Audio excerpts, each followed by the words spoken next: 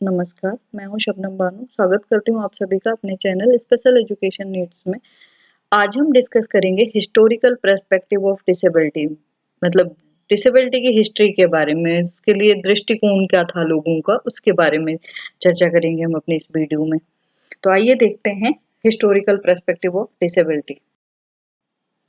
Historical perspective of disability, disability का जो historical perspective है, सबसे पहले हम देखते हैं 15th century society. 15th century society जो थी उसमें क्या था कि लोगों को लगता था कि पूर्व जन्म का पाप है, अगर इसने गलती करी है तो उसकी सजा मिली है, या फिर जो भगवान के खिलाफ थे वो डिसेबल्ड होते हैं, लोगों को ऐसा लगता था। तो in the 15th century people with disability were viewed by society and the church as supernatural individual who were against God. 15वीं शताब्दी में विकलांग लोगों को समाज और चर्च द्वारा अलौकिक व्यक्तियों के रूप में देखा जाता था। लोगों को लगता था कि उनमें सुपर नेचुरल पावर होती है और डिसेबल्ड वो लोग होते हैं जो भगवान के खिलाफ होते हैं। 17th सेंचुरी सोसाइटी, इसमें एलिजाबेथ एलिजाबेथ पुअर लॉ नामक एक कानून पारित किया गया था, जिसमें विकलांग लोगों को असहाय, गरीब के रूप में लेबल किया गया था कि जो विकलांग होते हैं वो असहाय और गरीब होते हैं, हेल्पलेस होते हैं, तो उनको मदद की जरूरत है, इसीलिए असहाय और गरीब के रूप में लेबल किया गया था, उन्हें एक लेबलिंग दी गई थी। 19th century society, 19th century society, in the 19th century freak show start to become very popular, in which freak, some of which were people with disability, were put on display for other people entertainment। मतलब 19वीं शताब्दी में एक show आया था, freak show था, जो लोगों को बहुत ज्यादा लोकप्रिय हुआ था। उसमें जो फ्रीक्स थे वो डिसेबल्ड व्यक्ति थे, जो लोगों के मनोरंजन के लिए उन्होंने उसमें काम किया था। तो थोड़ा बहुत 19th सेंचुरी में थोड़ा बहुत डिसेबल्ड पर्सन को इंक्लूड किया जाने लगा था। 20th century improvement in society. The 1973 Rehabilitation Act says that people with disability cannot be discriminated against regarding employment if they are qualified। 1973 का जो रिहेबिलिटेशन का एक्ट था, उसका कहना था कि उसमें ये प्रावधान था कि जो विकलांग लोग हैं, अगर वो योग्य हैं तो उन्हें रोजगार दिया जाएगा बिना किसी भेदभाव के। In 1981, government were asked to participate in the promotion of accepting people with disability in mainstreaming society। 1981 में सरकार ने विकलांग लोगों को मुख्य धारा के समाज में स्वीकार करने के प्रचार में भाग लेने के लिए कहा गया था। मतलब उनको इंक्लूड किया गया था जब 1981 में कि जो डिसेबल्ड पीपल है उन्हें समाज की मुख्य धारा से जोड़ा जाए, उसके लिए जो डिसेबल्ड पर्सन थे उनको उसमें भाग लेने के लिए, उनका प्रचार प्रसार करने के लिए कहा गया था।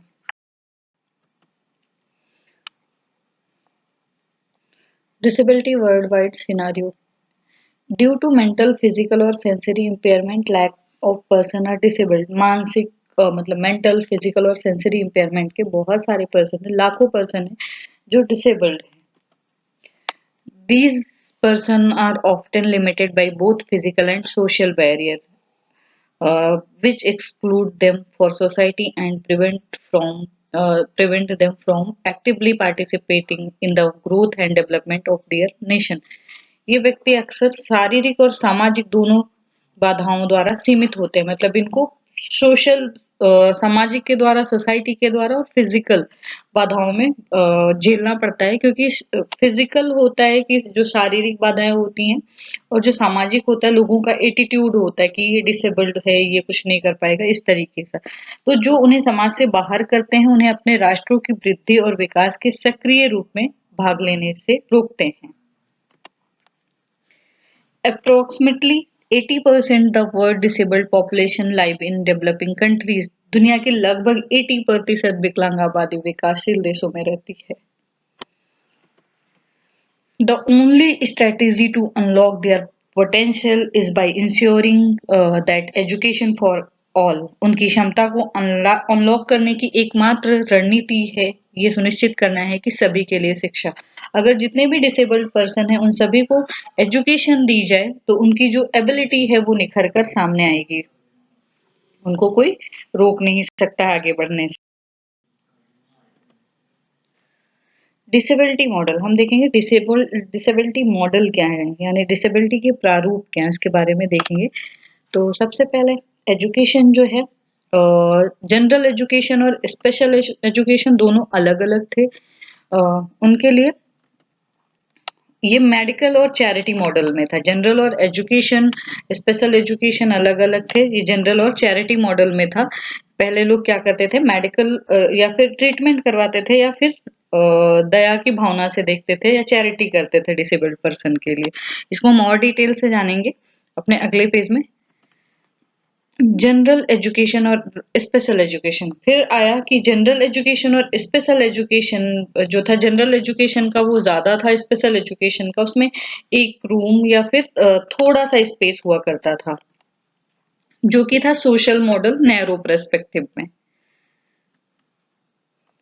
जनरल एजुकेशन स्पेशल एजुकेशन फिर दोनों बराबर होने लगे, दोनों का मतलब आधा जनरल एजुकेशन को हिस्सा दिया गया, आधा स्पेशल एजुकेशन को दिया गया, जो आया सोशल मॉडल में, यानी कि वाइडर पर्सपेक्टिव में, मतलब उसका जो व्यापक दृष्टिकोण था उसमें आया। इंक्लूसिव एजुकेशन में ये था कि सभी, चाहे वो डिसेबल्ड हो चाहे नॉर्मल हो, सभी को एक साथ शिक्षा देने की बात करी गई।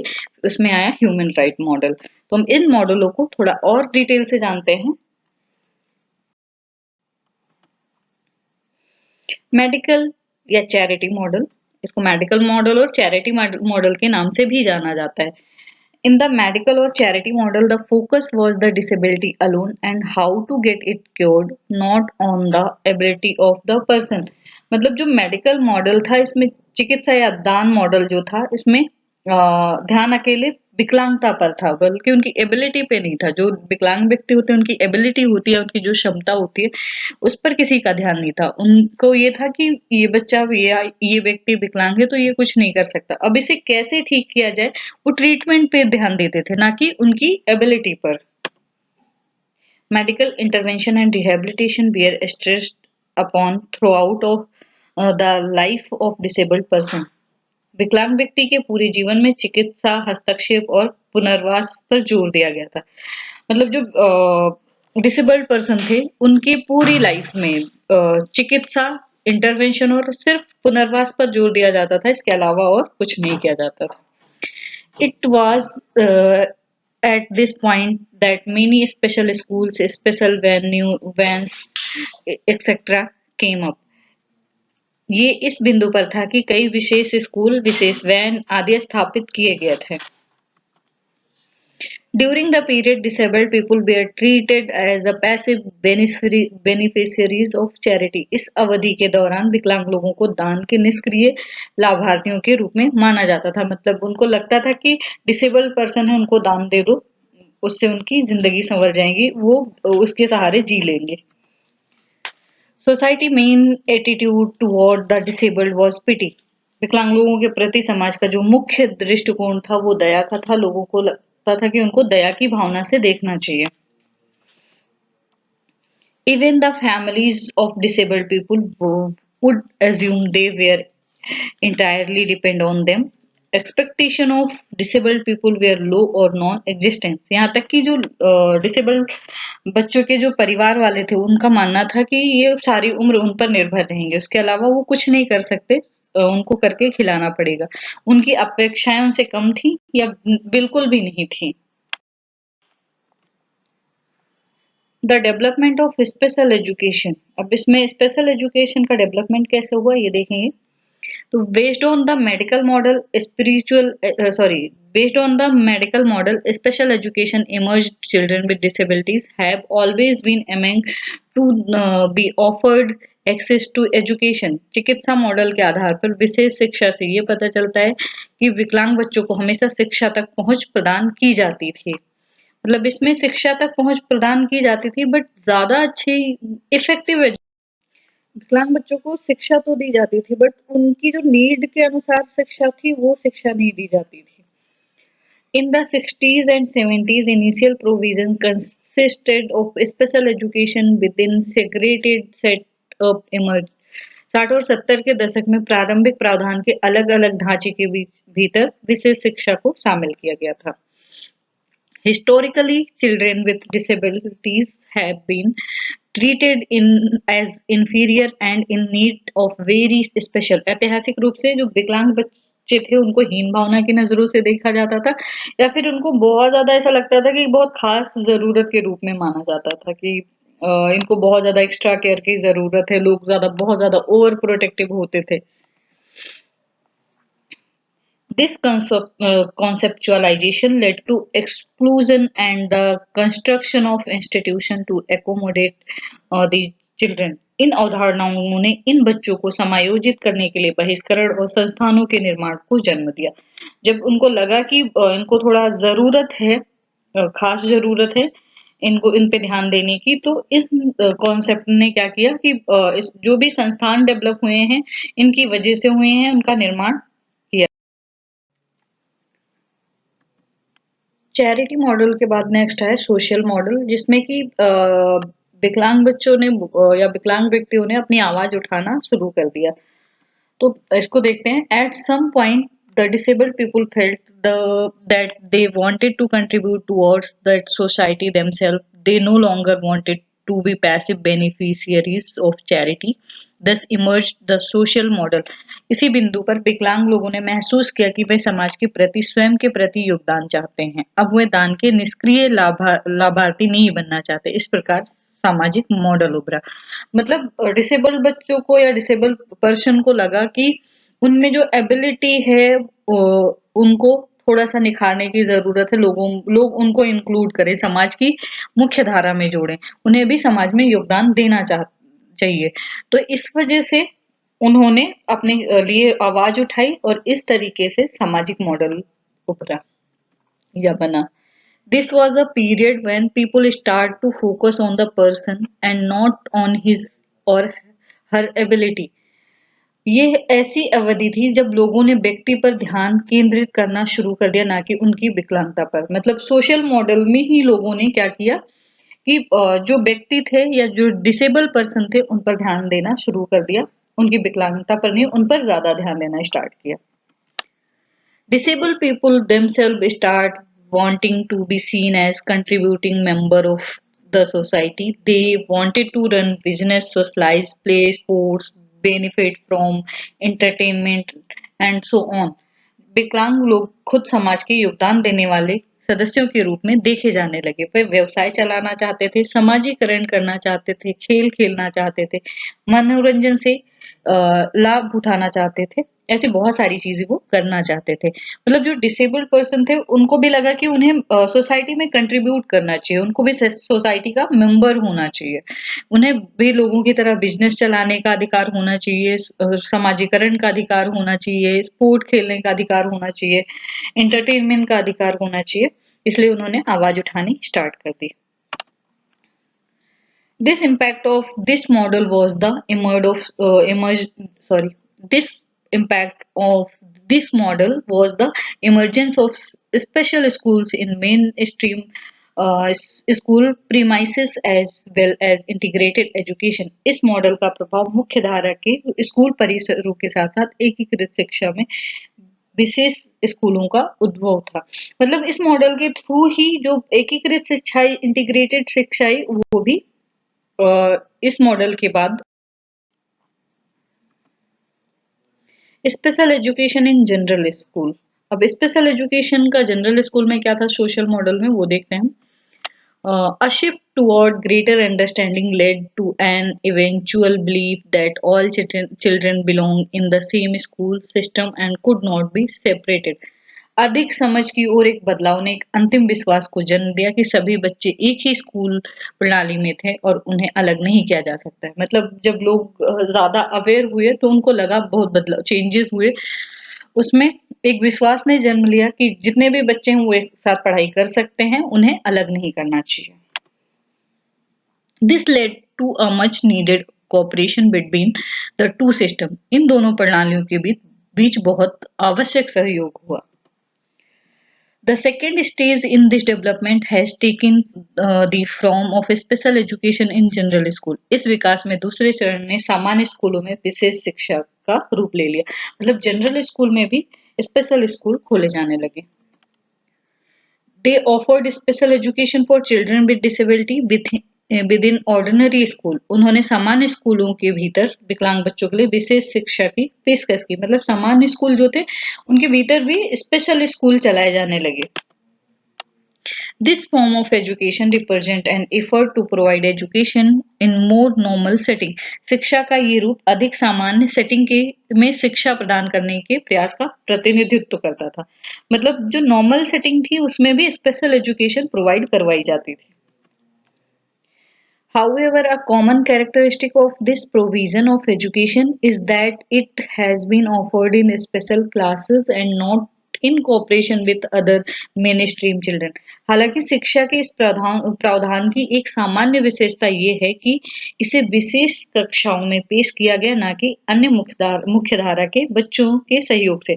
मतलब था तो स्पेशल स्कूल जनरल स्कूल में, लेकिन जनरल स्कूल में भी अलग था। उन्हें जो समाज के जो नॉर्मल व्यक्ति थे या नॉर्मल बच्चे थे उनके साथ नहीं जोड़ा गया। उनकी मतलब जो समाज की मुख्य धारा थी उनके साथ नहीं जोड़ा गया, उनसे अलग ही रखा गया।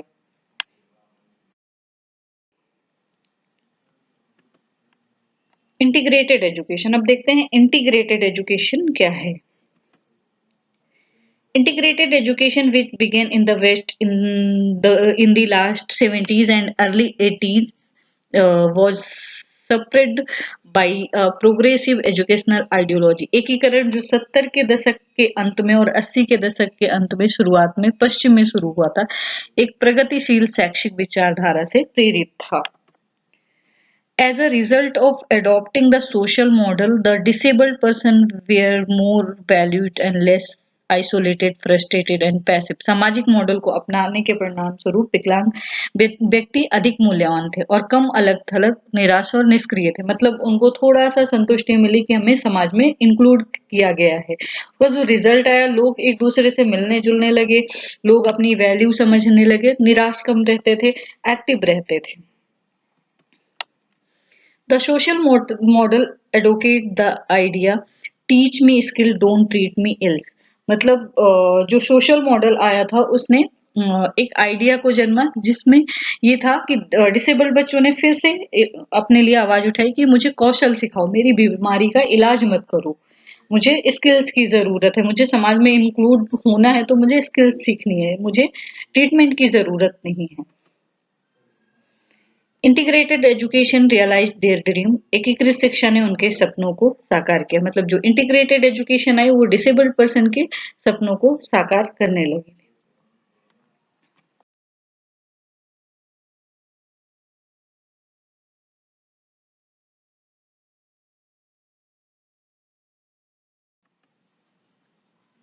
Integration was understood as a gradual reforms of the special education system without challenging the ideological underpinning of the system. एकीकरण को प्रणाली के वैचारिक आधार की को चुनौती दिए बिना विशेष शिक्षा प्रणाली में एक क्रमिक सुधार के रूप में समझा गया। मतलब जो एकीकरण या फिर इंटीग्रेशन एजुकेशन आया था या इंटीग्रेटेड एजुकेशन आया था, वो स्पेशल एजुकेशन में उसने बहुत सारे सुधार किए थे, इसलिए उसे एक शिक्षा प्रणाली के क्रमिक सुधार के रूप में समझा गया था। This integration took many shape. In some cases, it was merely limited to sharing the same dining hall, and in other it consisted of teaching group of children with disabilities together with other children for several hours per week. इस एकीकरण ने कई आकार लिए। कुछ मामलों में ये केवल एक ही डाइनिंग हॉल साझा करने तक सीमित था और दूसरों में इसे प्रति सप्ताह कई घंटों के लिए अन्य बच्चों के साथ विकलांग बच्चों को के समूहों को पढ़ाना शामिल था। मतलब पहले तो क्या हुआ, जब ये स्टार्ट हुआ तो इसमें कुछ ही चीजें शेयरिंग करने की अनुमति थी। मतलब सिर्फ डाइनिंग हॉल साझा कर सकते थे, इसके अलावा कुछ नहीं कर सकते थे। लेकिन जैसे जैसे चीजें बढ़ती गई, घंटों के लिए बच्चों को एक साथ पढ़ाने लगे, मतलब जो नॉर्मल बच्चे थे उन्हें डिसेबल्ड बच्चों के साथ पढ़ाना शामिल किया गया। In other case, it was in other cases, it was about individual integration, meaning that one child with a disability received all or most of his education in ordinary classes. अन्य मामलों में ये व्यक्तिगत एकीकरण के बारे में था, जिसका अर्थ है कि विकलांगता वाले एक बच्चे के सामान्य कक्षाओं में अपनी सभी या अधिकांश शिक्षा प्राप्त की।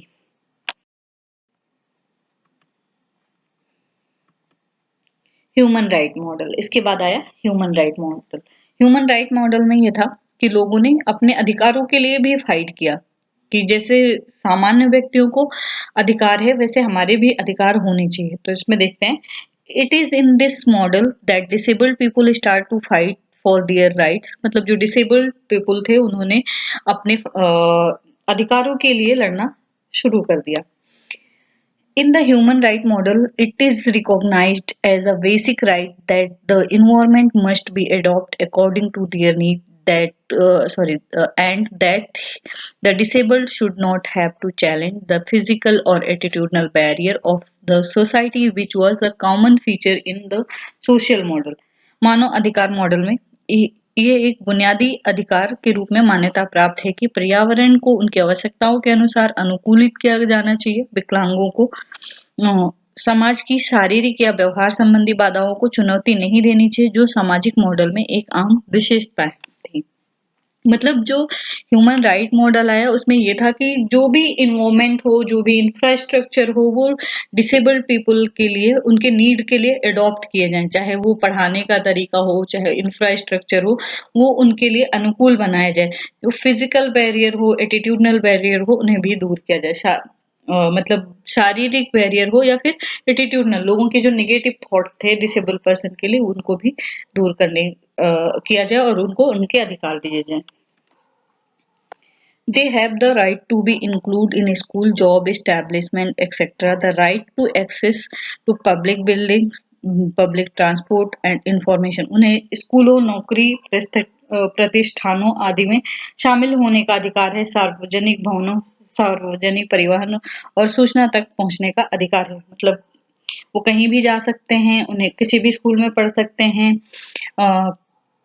कोई भी भवन हो, बिल्डिंग हो, वहां पे जा सकते हैं, किसी भी ट्रांसपोर्ट या सार्वजनिक परिवहन है उसमें घूम सकते हैं, कोई भी सूचना है वो उन तक पहुंच सकती है, ये उनका अधिकार है।